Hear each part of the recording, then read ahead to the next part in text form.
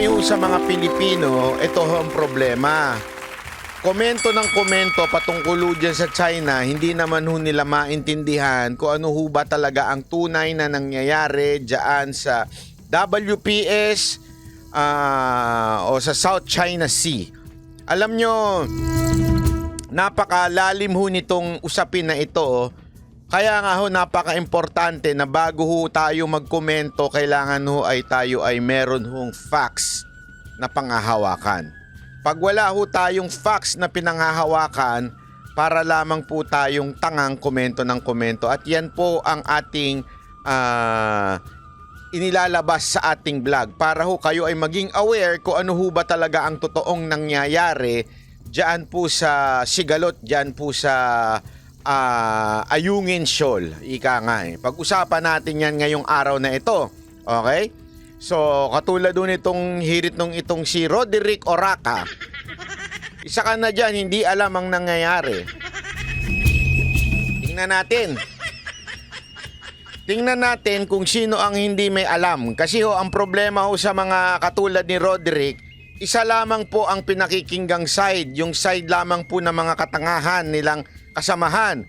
So, hindi ho sila marunong magsiyasat o di kaya makinig sa tunay na mga eksperto patungkol ho dito. Yun ho ang problema. Kaya nga ho, sana unawain po natin kung saan ho tayo talaga dapat magkomento. Simulan na po natin dito. Alam nyo, itong mga nakaraang araw, marami ho ang nagulat. Sa opinion ho ni Spokes Roque, ito kasi si Spokes Roque, minsan din kasi yung bibig pasmado rin kasi minsan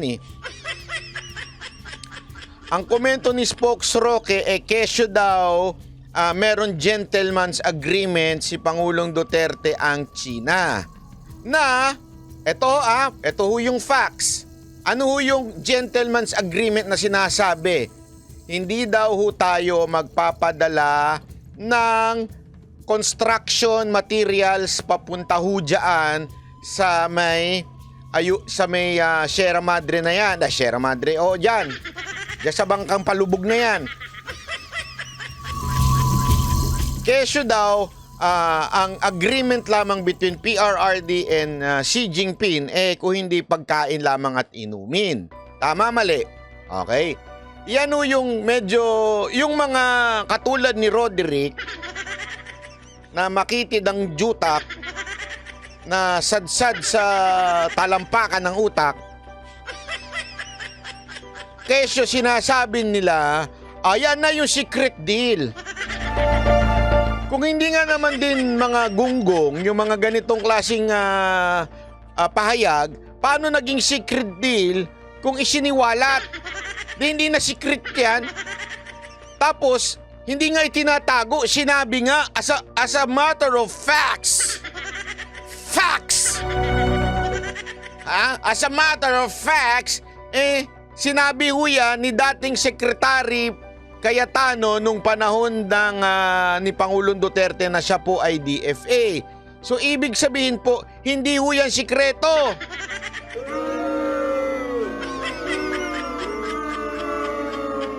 Hindi ho yan yung sinasabi ni Trillanes na kesyo sikreto. Eto, tingnan nyo tuloy ang balita na ito panoorin natin kasi dahil dito may balita ho itong si Roque kaya ho niya binanatan si Trillanes. Pakingge.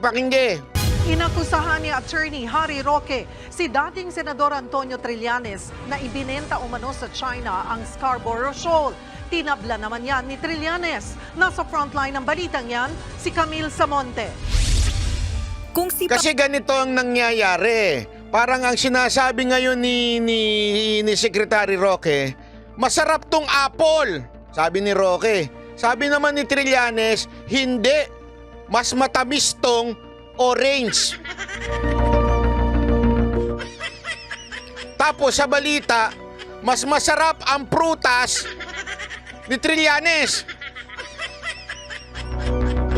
Sa madaling salita magkaiba sila ng pinag-uusapan. Iba yung secret deal na tinutukoy ni Roque At iba din ho yung sinasabi niyang gentleman's agreement ni PRRD at ni Xi Jinping. Magkaiba ho yun. At iba din po yung sinasabi naman ni Trillanes na secret deal. At iba din yung sinasabi niya tungkol sa gentleman's agreement.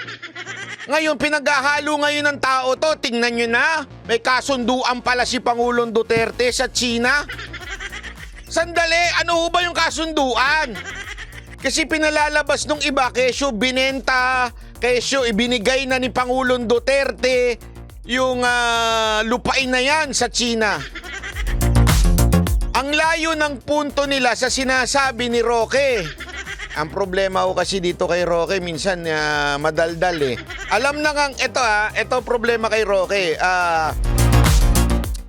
Pagpasensya mo na spokes Roque kung medyo mapuna lang kita ng bahagya dire, ha? Ganito lang ko kasi yan eh. Ang usapan kasi nung una, sino ang pumayag na presidente na tanggalin yung barko na yan? Yan o yung pinakapunto nung una. Tama, mali. Yan o yung punto ng usapin. Di ba? Yan o yung usapin ng mga tao. Sino ba kasi? Di ba? O, sino ba? Sinalsal yan ni Mike Abe na kesyo merong quote-unquote secret deal. Ang mga Duterte o ditong si Pangulong Duterte kay Xi Jinping. Yan yung usapin bago pumasok si Roque sa eksena. Okay, linawin natin na yan ang konteksto. Ang usapan, ibinigay o pinayagan na ni Pangulong Duterte o ipinangako ni Pangulong Duterte na tanggalin yung lintik na barko na yan dyan. Yun ang unang usapin. Okay? Yan yung unang konteksto. Ay nako, Amites Vlog, salamat po. Tapos biglang pasok na yung si Roque. Si Roque kasi minsan daldal din ang daldal wala sa eksena Ang pinag-uusapan, sino ba ang presidenteng pumayag tanggalin yung barko? Tama, mali. Biglang pasok na yung si Roque. Nag-vlog siya, nag-video-video. Ano sabi niya? Meron talagang, nagpa-interview siya. Merong gentleman's agreement between PRRD and Xi Jinping. So ngayon, biglang nakarinig yung mga tanga ng gentleman's agreement. Nakarinig sila, ay, may gentleman's agreement. O, tingnan nyo na, tama sinasabi nila. Merong binigay o pinahintulutan ni Pangulong Duterte o ipinangako niyang tatanggalin yung barko.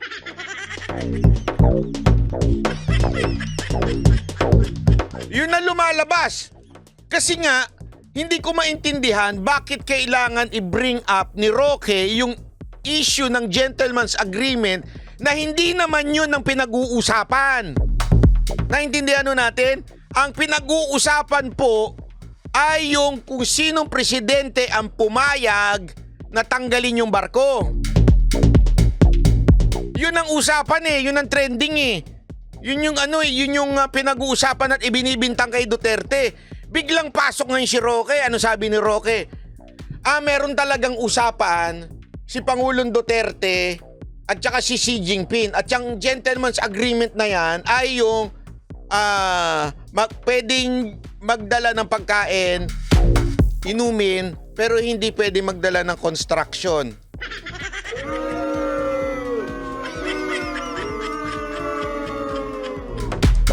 Naintindihan natin? Di ba ho? Anong ibig sabihin? Magkaiba. Ano yung sinasabing secret agreement? Yung tanggalin yung barko. Yun yung binibintang nila kay Duterte. Ano yung sinabi ni Roque? Bawal lang magdala ng construction. So magkaibang magkaiba, magkalayo, ibang-iba. Naintindihan? Magkaiba ho yun. Ang sinasabing binibintang na mga tanso, etong si Pangulong Duterte daw pinayagan na tanggalin yung barko. Ang sinasabi ni Roque, ang agreement lang ni Duterte at ni Xi Jinping ay payagan yung construction. Magkaibang magkaiba. Pero syempre, pag tanga ka, katulad ka ng mga tanso follower, mga bangag kayo, syempre, pag bangag ka, isa na lang ang tingin mo doon. Tama, mali. Kasi ganun ang mga bangag eh. Pag bangag ka, medyo maliit na yung kukote mo. Gayaan na lang oh. Gayaan na lang siya. So ang tingin mo doon sa dalawang yon, magkapareho. Parang halimbawa, ano to? Masarap tong apple ko, sabi ni Roque. Ganito pala, ganito. Mas magandang halimbawa ito. Sabi ni Trillanes, sino ba ang kumain ng star apple ko? Nagalit ngayon yung mga kaibigan niya, mga tanga. Sabi niya, oo nga, sino ba nagnakaw ng star apple ni Trillanes? O di, ganun sila. Sabay, eto, pasok ngayon si Roque. Medyo bida-bida. Ang sarap naman itong apple ko. Nakuha ko lang ito dyan sa lamesa, itong apple ko.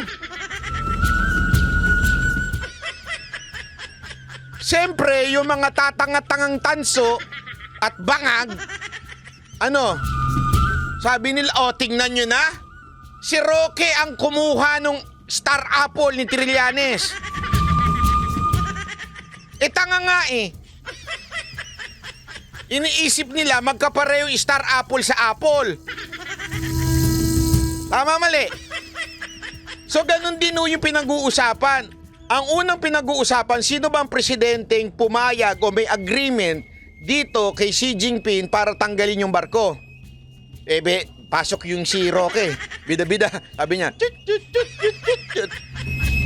meron gentleman's agreement si PRRD at saka si Xi Jinping. Na bawal magpasok ng construction.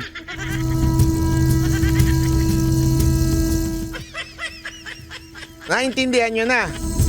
So ngayon, yung mga tatanga-tanga dyan at hindi nag-iisip at hindi nag-google, inisip kagad nila, pareho lang yung gentleman's agreement at saka yung secret agreement. Tama, mali?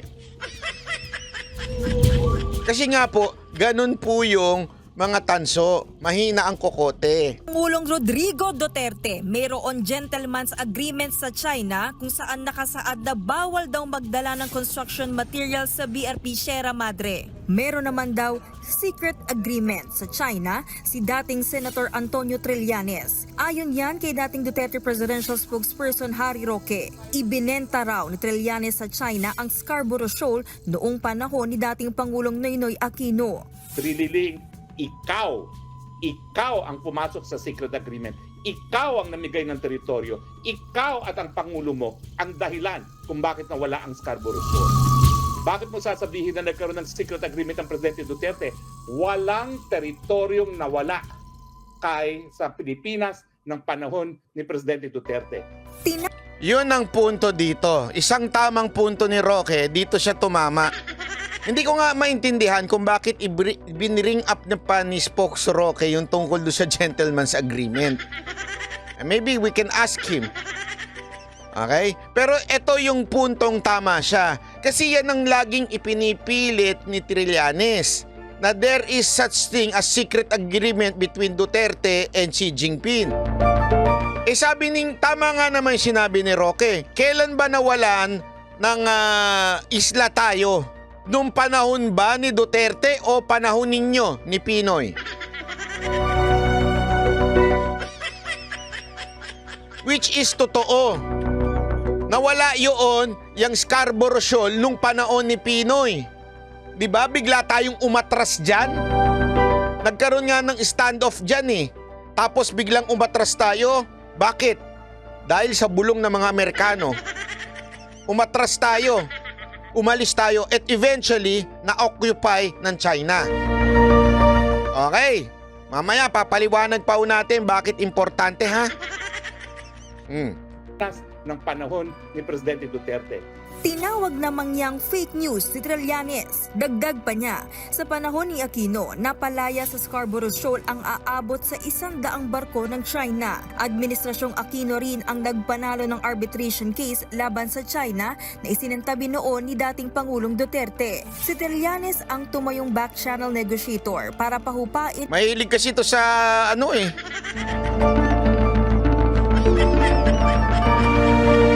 Sa talikuran ito si ano eh, binaback channel talaga eh. ang tensyon sa Scarborough. Sa bagay, diba anong laging tinatawag sa kanya? Aw Trillanes, diba? O sabihin dog. Alam mo naman ng mga aso mahilig sa talikuran. Noong 2012, Kung ano man ang ini-insinuate ng mga Duterte na binenta ko raw ang Scarborough, maliwanag na fake news po ito. My mission was to de-escalate o pahupain ang tensyon at mabawasan Okay, sabihin mo ng totoo yung mission mo to de-escalate yung tensyon. Ano nangyari? Ano resulta? Hindi totoo. Simple as that. Sabi mo, ano ang purpose mo sa pabalik-balik doon sa China para de-escalate? Ang tanong, doon sa ginawa mong yon, ano resulta? Nawala yung Scarborough. Diba? So, sino ngayon ang mas may possibility na kaninong panahon na ibenta yung Scarborough? Possibility lang ha. Wag na nating sabihin kung ito'y totoo o hindi dahil wala naman pong aamin dyan. Di ba ho? Pareho sasabihin mo hindi totoo yan. Oh. Sige, sabihin mo nang hindi totoo yan. Pero ang tanong, kailang panahon na wala yung Scarborough Shoal sa atin? Di ba panahon ni Pinoy na ikaw yung negosyador nun? Oh, tama yan. Yan yung tinanong ni Enrile tapos nag-walk out siya. Feeling niya kasi magaling siya eh. Feeling niya back up niya si Pinoy. Oh, hindi nga siya kinuhang vice president eh. Running mate noon ni di ba? Kinuha ba yan? Hindi, si Leni Robredo kinuha eh. O bakit kaya? Oh. ang mga Chinese ships in Scarborough Shoal. Hindi po covered at hindi pinag-usapan ang issue ng sovereignty kasi maliwanag na atin ang Scarborough Shoal. Eto, dito na naman tayo nalilihis. Ipapaliwanag po natin ito ha. Ipapaliwanag na maigi. Actually, mga 10,000 times na natin itong pinaliwanag.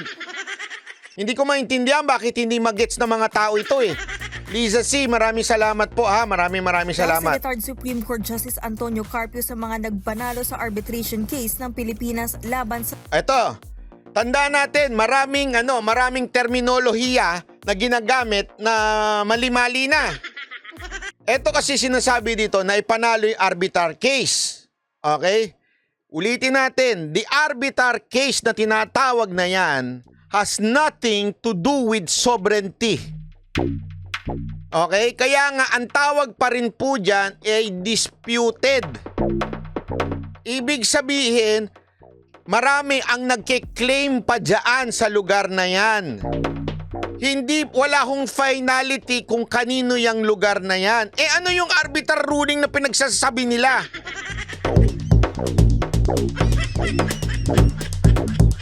Ipakita na nga ito, play muna natin. China. Giit niya, malinaw na pabor sa China ang gentleman's agreement ni Digong at Chinese President Xi Jinping. Pero pwede yang hindi kilalanin ng Marcos administration. Paano naging pabor sa China? Explain din na natin yan. Sinasabi niya, yung gentleman's agreement. Ano po ba yung gentleman's agreement?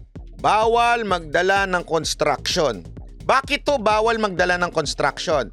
Paliwanag natin ng bahagya ng dahan-dahan. Okay? Para mas maintindihan natin. Kasi ang dami hong mga troll dyan, ensimada vlogger na talagang tanga-tanga. Okay? Ito ho. Paliwanag natin yan ha. Ito po'y sinulat ni Roberto Tiglao. Pero yung kanya mga kinote dito ay galing po mismo sa ruling. Okay? Sa 9 dash, ito po yung sinasabi nilang ruling. Yes, the award it did rule on was that China's so-called 9-dash line enveloping much of the South China Seas had no basis under UNCLOS. Linawin natin. Ano ho ba yung UNCLOS? Yung United Nations Convention on the Law of the Sea. Ibig sabihin sila ho'y nagdi-decide kung ano. Ang sinasabi ho dyan, etong bahagi na yan, okay, yan ho'y disputed. Pero, ang sinasabi kasi nito nila Carpio, okay, sinasabi ho nitong mga dilaw, sinasabi ho ng mga iba, ito daw ay part ng ating EEZ, which is, alam naman po natin, ibig sabihin, Exclusive Economic Zone. Ibig sabihin, parte pa yan. Kaya nga, yes, the tribunal agreed that Ayungin was within Philippine Exclusive Economic Zone. Tama. Sabi ng arbitral ruling, part yan ng EEZ ng Pilipinas. Kung, ito matindi. Okay? Kung wala sanang claim yung ibang mga bansa. Kasi ang sinasabi ng ibang bansa tulad na ng China, kanila yun. Ang desisyon ng tribunal, itong UNCLOS, hindi nila sinasabi kung kanino yung island. Ang sinasabi lang nun, hindi tama yung 9-dash line na sinasabi ng China. Kasi ganito yan. Kala nyo, gagamit din tayo ng ballpen. Ito, halimbawa lang, ay wala, dito li makita. Makikita ba yung sulat? Ayan. Ayan, kunwari, ayan yung Pilipinas. Nakikita nyo? Ito na lang, maganda itong ballpen na to, galing kay Presidente. Ito, Pilipinas. Ito, China. Ayan. Ay, hindi rin nakikita. Ayan, nakikita nyo, halimbawa lang. Ito yung pinag-aawayan. Nandito. Sabihin na nating malapit sa atin. Ayan yung pinag-aawayan. Okay? Yan yung pinag-aawayan. Ngayon, ito pinag-aawayan na to, siyempre part ng EEZ natin. Ito yung EEZ. Okay? Kasi nga, ano ang definition ng EEZ? Wala po akong ballpen pagpasensya. Ay, pentel pen. Ano po ibig sabihin ng EEZ? Ang ibig sabihin po ng EEZ, 200 nautical miles mula doon sa ating island. Yung Pilipinas, yung bansa. Okay? Atin yon, yung lugar na yon. Ang problema, ang sinasabi nitong China, eto hindi to EEZ nila. Ang sinasabi nila, etong island na to ay kanila. Parte pa ng bansa nila. Nagigets nyo? Kaya nga ang tawag dyan, disputed. Malinaw? Disputed po yan. Pinag-aagawan pa po yan. Yan din ang sinabi ng, wala akong sinasabi ang UNCLOS, yung nagdi-decide na grupo. Wala akong silang sinasabi na that island belongs to the Philippines. Walang sinasabi sila. Wala din pong sinasabi na yung island na yan belongs to China. Kaya nga ang sabi dito, basahin natin ha. Ito. The UNCLOS, the tribunal ruled that such military... Ito. This means we cannot invoke UNCLOS or arbitral ruling of the China's undertaking similar actions such as using water cannons and their vessels. Sa madaling salita, etong UNCLOS na to, hindi ho nagdi-decide na sa atin. Ang desisyon pa rin dyan, disputed island. Okay sana yung EEZ sa atin kung wala silang claim. Kung yung China wala hong claim dito sa island na to, okay sana yung EEZ. Nagigets nyo? Kaya lang, since meron silang claim na kanila yun, claim nila yun ha, may claim din tayong sarili, atin din yun. Pareho tayo nagkiklaim. Wala pang body, international body na nagsasabing kung kanino yung island na yun. Naintindihan natin? Walang international body na nagsasabing atin yung island. Saan nagagalit yung ibang bansa na kumakampi sa atin? Nagagalit lang sila sa reaction ng China sa pagbobomba sa atin. Diba ho? Sabi naman nito, why I cannot see my comment? Am I black? Ewan ko sa'yo mang po, ulitin ko ha. Yung arbitral ruling, sinasabi lang niya na yung 9-dash line na yon ng China, hindi yon tama. Pero hindi sinasabi nung UNCLOS na atin yung island. Hindi rin sinasabi na sa China yung island. Kaya nga disputed pa ho yun. Pinag-aagawan pa. So habang pinag-aagawan, nagagalit ngayon yung ibang mga bansa at kumakampi sa atin kasi binobomba tayo. Okay? Ngayon, tanungin ko kayo, bakit ba tayo binobomba?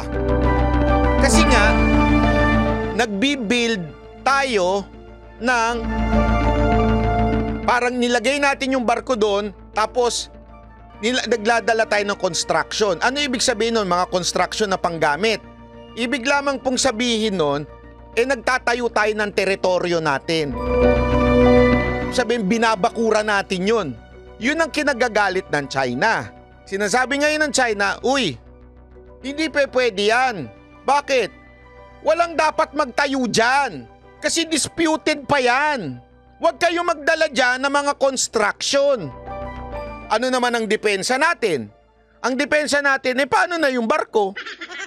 Lulubog yun. So anong sabi ngayon ni Pangulong Duterte? Pasok siya. Xi Jinping. Kawawa naman yung mga nakaano doon sa barko. Pwede ba kahit pagkain lang? Hindi kami magtatayo. Kasi tandaan ninyo ha, that island is disputed.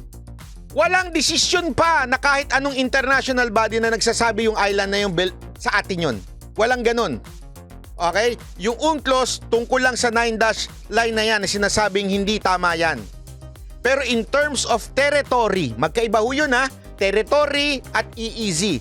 Ang EEZ, economic, sabihin 200, understood yun, 200 sa paligid ng buong Pilipinas ay atin. Ay at economic, exclusive economic zone natin yun. 200. Okay? So, kaibigan, salamat po. So, in other words, wala palang desisyon pa doon.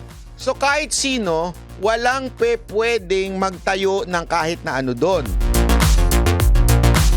Yun ang usapan. Kaya nga, merong sinasabi ngayon to si Roque na nakipag-usap na lang si Pangulong Duterte sa China. O sige, kung hindi kami magtatayo dyan, pero payagan nyo naman kami magdala ng pagkain. Di ba ho? Kaya nga, pinayagan magdala ng pagkain. Noong panahon ni Pangulong Duterte, diniskas ni Sas Roganda Sasot to kanina sa SMNI.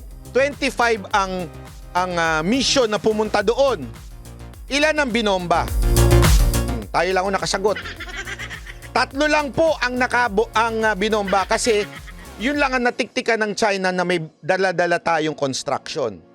Ibig sabihin, there was successful 22 mission na nagdadala ng pagkain doon nung panahon ni Pangulong Duterte. Bakit ngayon, mayat-maya ang bomba? Kasi nga, itong administrasyon natin ngayon, mukhang hindi naiintindihan yung arbitral ruling. Na ang feeling nila ay atin yun na disputed with our country and other countries. Hindi lang o China nagsasabi dyan ha. Pati ho ibang bansa nagkiklaim na kanila yun. Disputed nga ho yun. So pag sinabi mong disputed, hindi ka pwedeng magtayo hanggang walang desisyon. Yun ang ipinaglalaban ng China. Yun din ang pinaglalaban natin.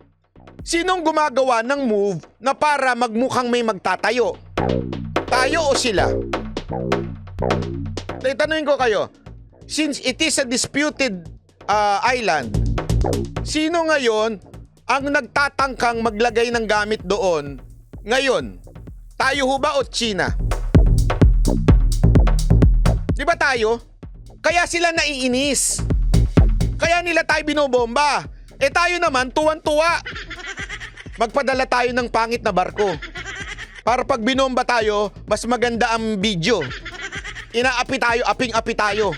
Tapos tawag na tayo kay Uncle Sam. Kasi inaapi na tayo.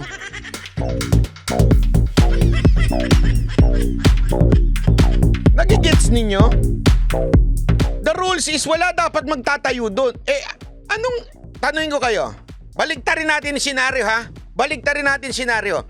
Since it is a disputed island. Tanungin ko kayo. Nakita natin ang barko ng China. May daladalang construction. Ano reaction natin? Ay, bakit kayo magdadala ng construction dyan? Magtatayo kayo ng island ng ano? Baka magre-resort kayo dyan? Baka magtayo kayo ng pogo dyan? Di ba maiinis tayo? Bakit? Kiniklaim natin yun eh. Atin yun eh. Kiniklaim din nila yun. Pero sandali, pagka wala pang desisyon eh. Na kung kanino yun eh. Bakit kayo magtatayo ng resort doon?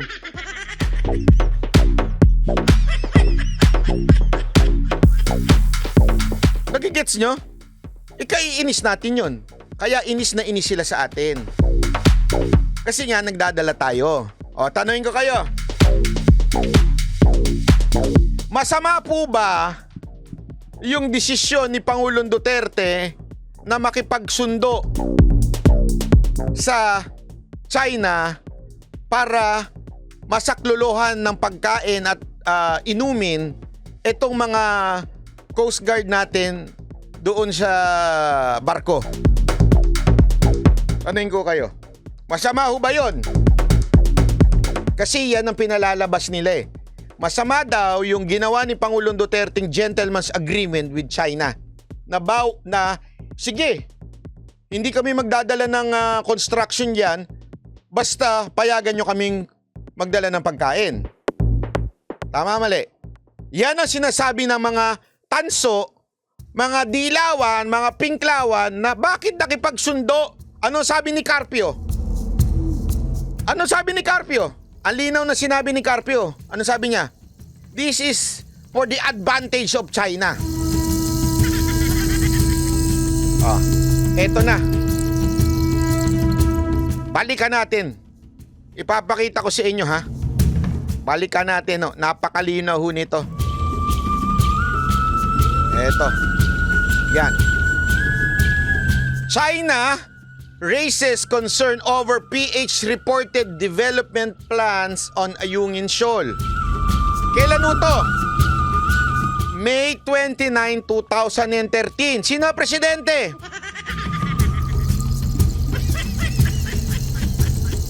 Si Pinoy. Sino ang backdoor negotiator? Si Asong Kanin. Tama, mali? Tingnan natin sa article. Tingnan natin yung article, ha. Eto, sa baba. Ito yung sinabi nung ating, sino nagsabi? Defense Secretary Voltaire Gasmin. Nag-usap sila ng China Ambassador to Manila. Ito ang pinag-usapan nila. We will not violate agreement not to construct new structures. We told them we only bringing supplies for our troops.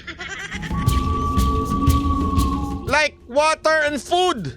There will also be rotation of troops because we're put our men there permanently or they'll go crazy.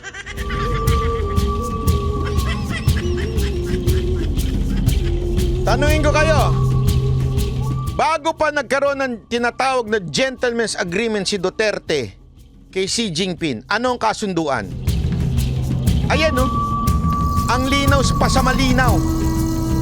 Yung ating defense secretary noong panahon ni Pinoy, etong si Defense Secretary Voltaire Gasmin, nakipag-usap sa China. Ayan, no? Na sinasabi na hindi kami magdadala ng construction. Kasi ito nga sabi, they were concerned with the Philippines coming up with additional structures in the Ayungin Shoal. And I told her that the ship that is moving towards Ayungin is only for provisions of food and water for soldiers who are there. Sa madaling salita, ang linaw pa sa malinaw, bago pa may gentleman's agreement, meron na agreement si Pinoy sa China na sinasabing hindi kami magdadala ng pako at martilyo dyan. Ang dadalhin lang namin, lollipop at kape. Hidarian, puna ka ng puna sa agreement ni Duterte. At saka sino pa itong kasama mong political analyst? Si ano yun? Si yung nachismis kay kay Ontiveros. Diba? Galit na galit kayo sa gentleman's agreement. Na keso kay Duterte lang. Tinuloy lang ni Duterte yung agreement ni Pinoy. Oo, si Lamas na mahilig maglamas ng istorya.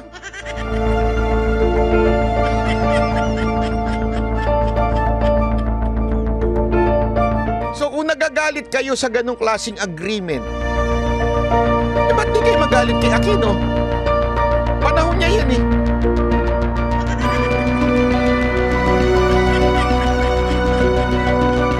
Hindi po ako nag-report ha. This is a report from Inquirer.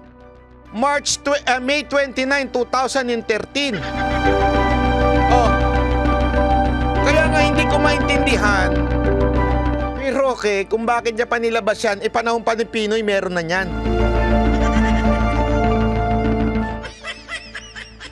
Oh, sabi tuloy nito isa, shout out kay Mike Abe.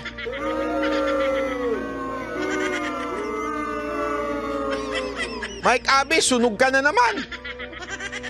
Kaya ka nawala sa semina eh.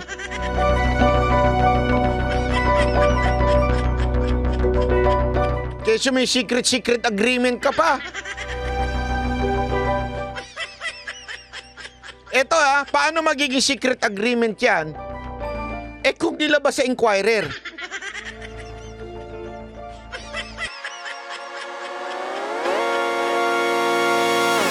So anong ibig sabihin po nito? Tanungin ko kayo, anong implication nito? Na si Pinoy, may agreement din pala sa China na hindi sila magdadala ng construction. Ano? It only implies that we also agreed that island is a disputed island. Kasi, again, if we are saying na there is finality on international body saying that that island is ours, hindi tayo papayag sa ganito. Bakit? Atin yun eh. Kung magtayo kami doon, wala kayong pakialam. O halimbawa, lupa mo yan. Sasabihin mo ba doon sa kapitbahay mo? Diba? Halimbawa lang, sa lupa mo yan, sasabihin mo ba sa kapitbahay mo? Pasensya na magdadala lang ako ng pagkain at ulam doon sa karpintero Hindi naman kami magtatayo. Bakit? Kasi nasa korte pa, pinagtatalunan natin kung kanino to Itong lupa na to, lupa na yan. Nasa korte pa. So, pasensya ka na. Hindi ko kami magtatayo. Baka akala mo nagdi-deliver kami ng mga pako, kahoy. Hindi. Nagpupunta lang kami dyan para dalhan lang namin yung caretaker ng pagkain at ulam. Bakit mo ginawa yon? Kasi uma-agree ka na that lot still disputed. Pinag-aagawan pa. Pinaglalabanan pa. Umagree. Kaya mo nga pumayag sa ganong... Pero baliktarin natin istorya. Kung ikaw, sigurado kang sa'yo yon because the court says, yung lupa na yan, sa'yo yan, Mr. Cristobal. That lot is yours. Magpapaalam pa kaya ako sa neighbor ko doon, sasabihin ko, magdadala lang ako ng construction dito Kasi magtatayo na ako ng 5 palapag na bahay. Di ba hindi ka na magpapaalam? Why? Because the court decided that lot is mine. Undermining. Cristobal. Depende kung taga-Amerika, Cristobal. Pag pag may lambing, Cristobal. Tama, mali. Kasi nga nagdesisyon na yung korte na sa akin yon. Kaya hindi ako magpapaalam kahit sino man. Kung anong gusto ko itayo dyan, kung gusto ko magtayo ng basement parking na walang building, Basement parking na walang building? Diba? Kung gusto ko, anong man ang gusto kong itayo dyan, swimming pool, parkehan, o ano man, akin yan, lupa na yan eh. Kasi sabi ng korte, akin yan. Hindi ako magpapaalam doon sa kapitbahay ko doon. Tama, mali.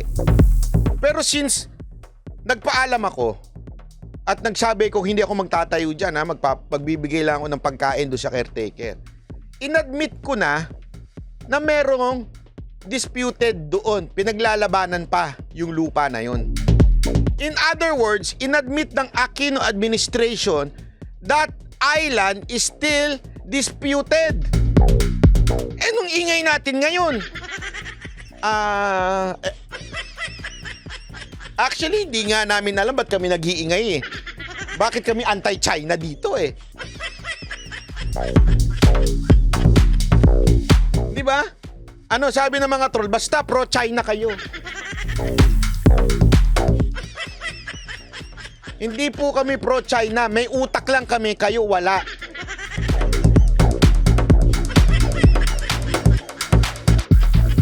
Alam mo, yan yung kasing paulit-ulit na sinasabi. Eh, may arbiter ruling. Sabihin nyo sa kanila, sa mga nagsasabing may arbiter ruling, pakita ho ng arbiter ruling. Ano nakalagay sa arbiter ruling? Ang linaw na nakalagay sa arbiter ruling po. Sinasabi doon yung tungkol lang nothing to do. Okay? Nothing to do with kung kanino yon. Ang sinasabi lang doon sa arbiter ruling na yon yung dash line na yon ay mali.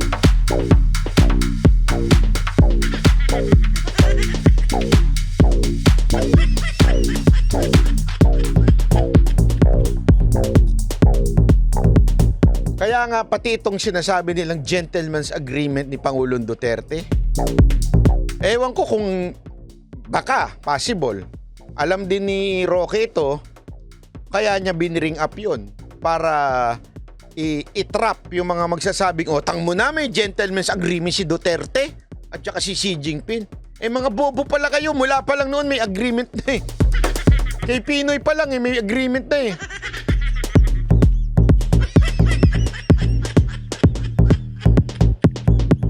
Ewan ko ba? Ewan ko talaga. Sa totoo lang, sana lang ha. Sana tayo mga Pilipino mag-isip. Mag-isip talaga na maigi. Hindi ko alam kung bakit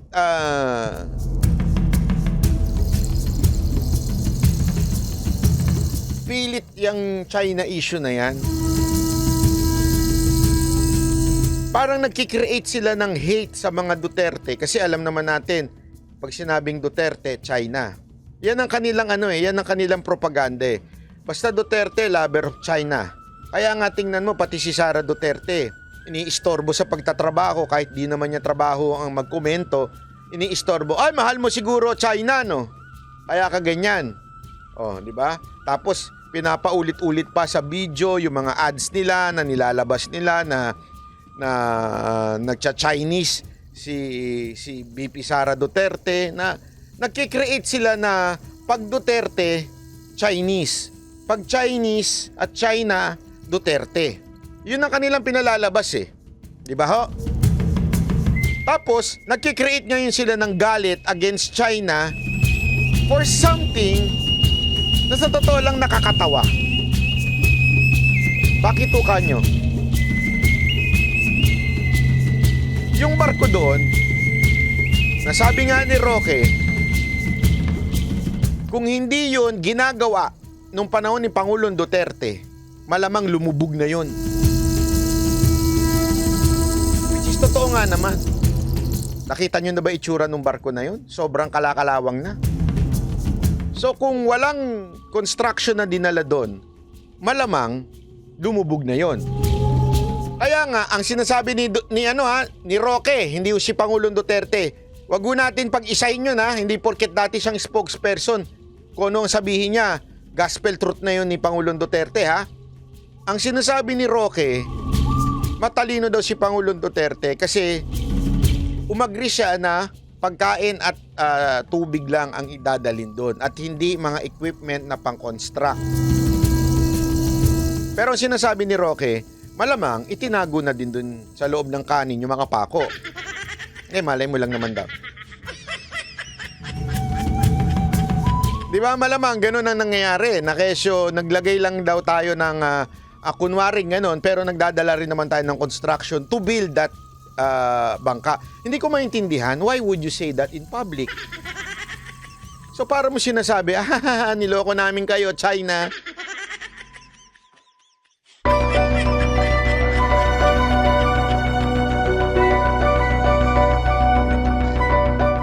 Hindi ko talaga magets kung bakit minsan may mga hirit si Roque na. Kasi binulgar mo in public. Sa tingin mo hindi maita-translate yun going to China? Ay, niloko lang pala tayo ni Digong. Sabi nung spokesperson niya, pagkain at ulam lang pero itinago daw. May sinabi kasing ganun si Roque.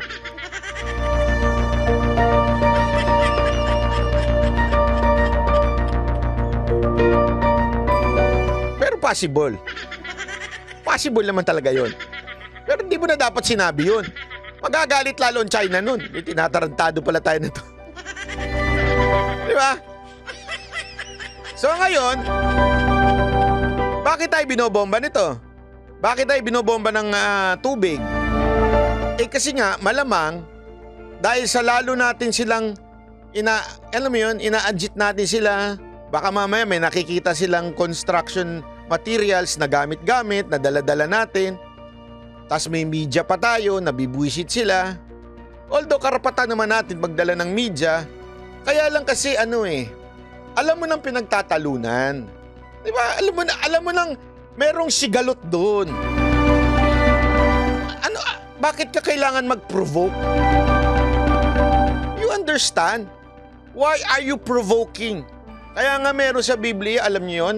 May commandment sa Biblia na parents, father and mother, do not provoke your children. Nakita niyo yun? Hanapin niyo, nasa Bible yun. May command. Ang command sa children, obey and respect your parents. Di ba? Pero ang command naman sa magulang, do not provoke your children. Bakit ho? Kasi hindi ho maganda yun eh. Alam mo na ngang may tendency isang bata na magalit sa magulang, lalo na pag tumatanda na yan, nagagalit na yung sa magulang.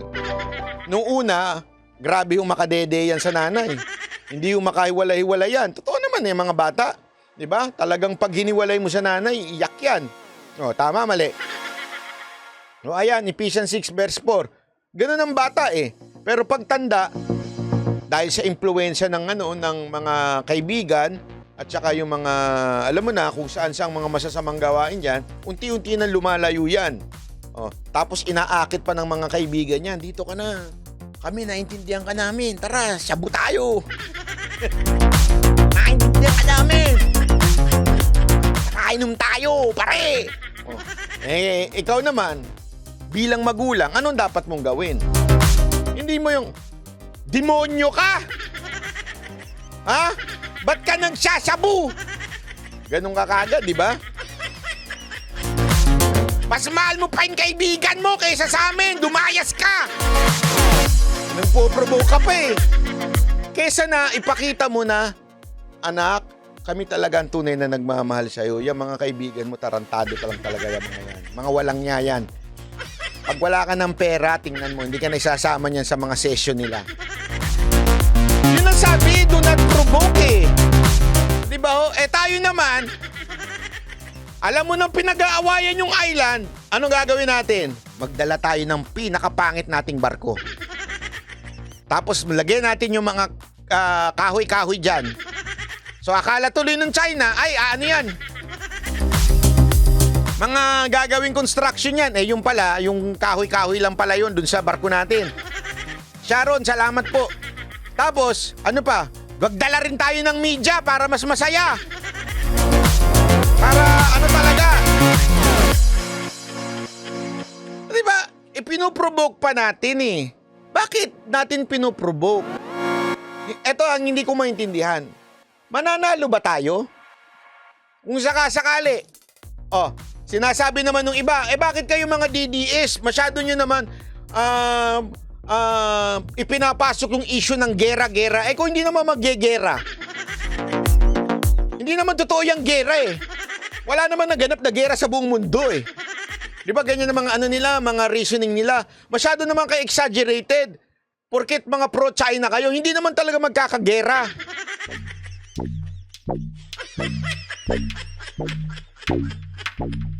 Di ba? Nakita na natin. Inilabas na ng si Saspa naglabas nito that the Americans are preparing for war.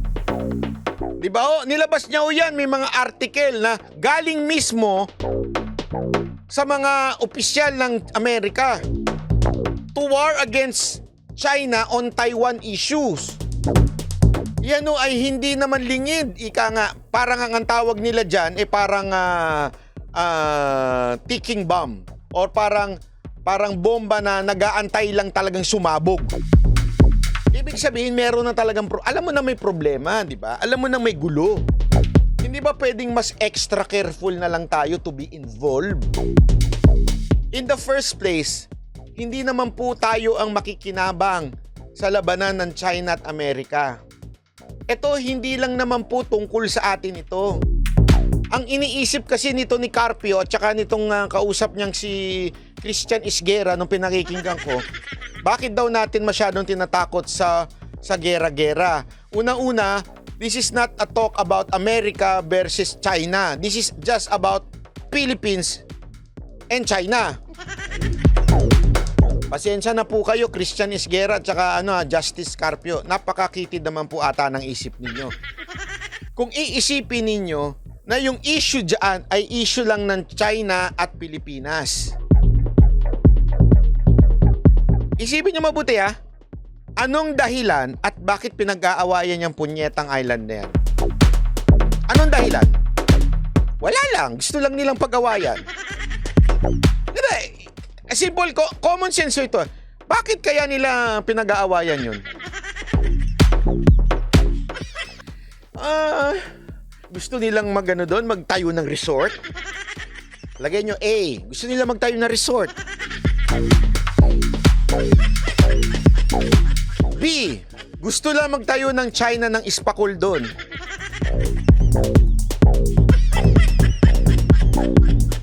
C. Magtatayo lang sila ng North Park doon. Talagang North Park. Favorite ko yun Chinese restaurant. Or letter D. Strategic kasi yung island na yon laban sa Amerika at laban sa China. ABCD kayo. Pili kayo doon. Anong dahilan? Boss, bye. I don't think America wants to get to wars on China. USA can't afford it. Sabi mo yan, pero iba'y sabi ng mga opisyal nila doon.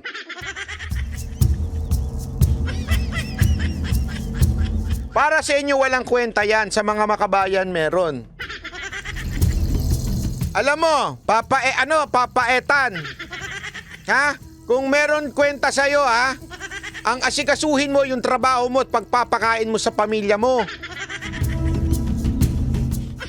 Troll ka So, ang issue mo dito, para lang kumita ng pera. Kaya ka nagtotroll. Tapos sasabihin mo, makabayang ka.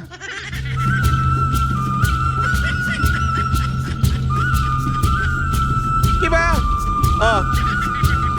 Sige nga ano sa tingin ninyo issue doon? Bakit gustong i-occupy yung island na yon? Strategic yon sa posisyon ng Amerika. Pag yun, kaya nga tayo nandito Kasi isipin mo, magbabato pa sila ng rocket mula doon saan? Sa Korea o di kaya sa Japan. Kung merong mas malapit pa silang pagdadaungan. Kaya nga nagka-EDCA dito. Isipin mo ilan yung EDCA bases dito. Tapos strategic din yung sa China. So, very strategic. Isipin nyo, sa laki-laki ng tubig. Alam nyo ba kung gaano kaliit yung island na yun kung compare mo sa buong mundo? At saka yung buong West Philippine Sea na yan at saka yung South China Sea na yan. By the way, ang talaga palang pangalan yan na kiniklaim natin West Philippine Sea ang talagang original name pala niyan talaga, South China Sea. Tapos, nung panahon ni Pinoy, may mga ilang magagaling na tinawag na West Philippine Sea. Okay? So, linawin ko lang yon ha. So, sa madaling salita po, nag-aaway tayo sa isang bagay na gusto natin mag-create ng sigalot sa China na una-una we cannot afford. Oo, atin yan. Sinabi ko bang sa kanila? Sa'yo yan. Gusto mo, sa'yo na eh. Bigyan kita ng papel. Alam ko atin yan. Paulit-ulit. Kaya nga disputed eh. Alam mo sabihin ng Tagalog ng disputed? Tangam. Atin yan. Oo, atin yan. Pero tanungin kita, is it worth it na mamatay yung ating mga kababayan dahil lang hindi tayo nagkakaintindihan sa China? Dahil lang pinoprovoke natin sila? Hindi. Kung atin pala yan, bukas na bukas, gusto mo, bigyan kitang pamasahe, papunta dyan, bantayan mo.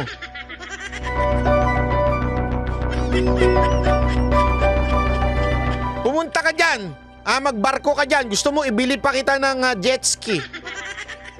Tapos pumunta ka doon, ipagtanggol mo yon. Anyway, it's worth dying for eh.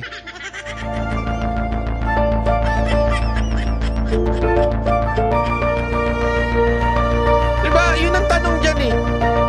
Eh kung, eto pala eh. O, sige, tama. Sundan natin yung kwento nung troll na si Papa Itan. Sundan natin yung kwento niya. Na atin yan eh. It's worth dying for. Ipaglaban natin. Eh bakit ganun yung barkong pinapadala natin? Tanungin kita, bakit ganun yung barko? Sa dami-daming magagandang barko ng Coast Guard natin or even Navy, o sige, kung hindi muna Navy, Coast Guard muna. Ang dami-daming mga bagong barko ng Coast Guard, bakit ganun ang pinapadala natin? Kung pinagpipilitan pala nating atin yun.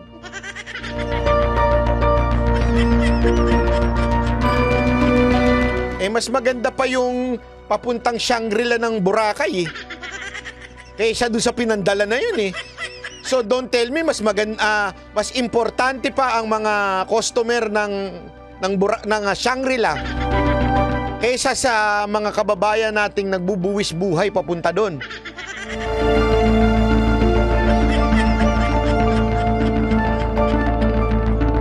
Di ba ho? Isipin nyo na mabuti yun na bakit ganun yung barkong pinadadala natin. Kung importante pala talaga yung mission na yun, bakit ganun? Because what we want is an image na inaapi. Bakit? China, inaapi ang Pilipinas. China is equals to Duterte. Duterte, inaapi ang Pilipino. Yan ang kwento nun eh. Kaya yung gulo dyan sa China na yan, ang punot dulo niyan, Duterte. Para mukhang dahil kay Duterte naagaw yung island.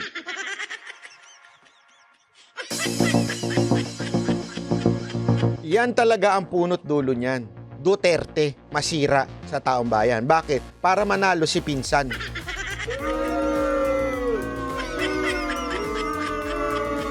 Yun o talaga ang totoo niyan. Politika ho ito. Kasi kung seryoso tayo, mga Pilipino, na doon sa island, bakit hindi natin ipadala yung magagandang barko natin? Tas wag na isama yung gumawa tayo ng mas matinding malupit na mission. Matindi na, malupit pa. Wag natin isama yung media. Bakit media yung sinasama natin? Ba't hindi yung mga sundalo natin? Bakit hindi yung Navy? Ang sinasama natin, ano magagawa na media? Kung seryoso talaga tayo na mapunta sa atin yun, bakit media ang pinadadala? Ba't di yung marami nating matitikas na Coast Guard? Ang pupugi niya mga Coast Guard niyan Yung mga sa busway. Ramon, salamat. Sabi nito, kumbaga, pain lang.